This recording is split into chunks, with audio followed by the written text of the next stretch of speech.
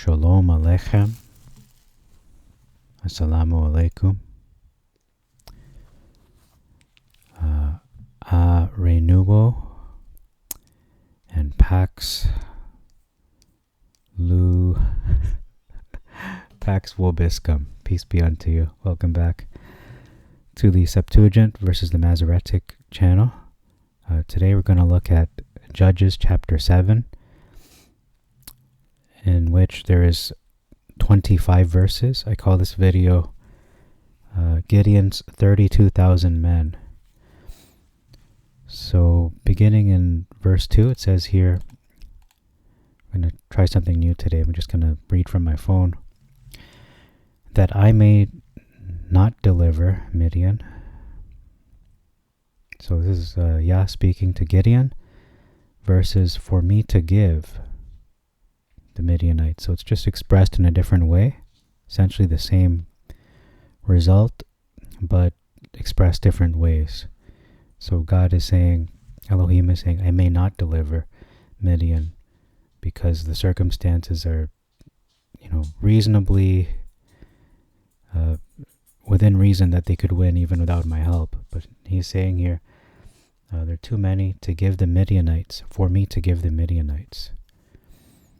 So it's one thing to give the Midianites into their hands. It's another thing that I may not deliver them into your hand. Okay, anyway, it's not a big difference. Just thought it was an interesting way it is expressed there. And then the word boast versus vaunt. Skipping ahead to verse 8. You're going to see this throughout the narrative. Continuous difference of horns, which is a ram's horn, the shofar, versus trumpet. So they're not like metal trumpets, as one would imagine, like in a big band, like a jazz big band kind of music. These are made of animal parts, animal horns to be specific. Strengthened versus retained. Okay, so it's one thing to strengthen, it's another thing to retain. Let me just make sure the sound is working. Sometimes record and doesn't work. Okay. Next is verse 9, continuous difference. Another one is the word camp versus host. This is a mentionable.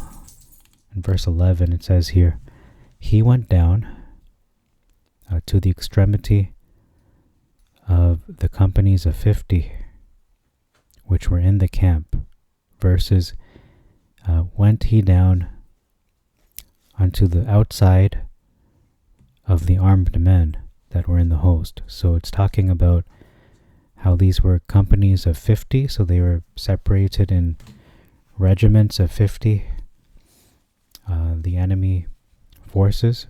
So that's an interesting detail that was omitted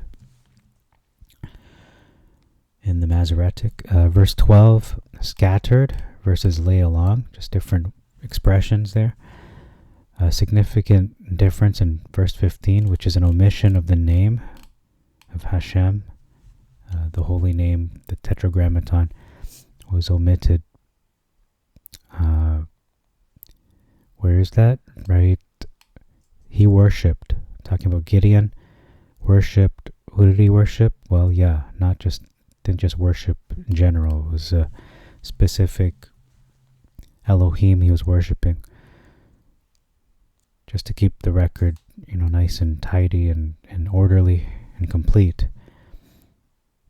Verse 18, sound with the horn, blow the trumpet.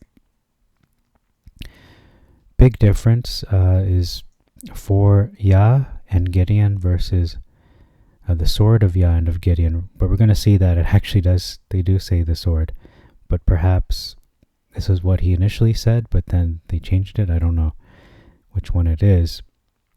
And then verse 19, significant difference, completely roused the guards, which means to wake up or to stop them from sleeping, versus they had but newly set the watch,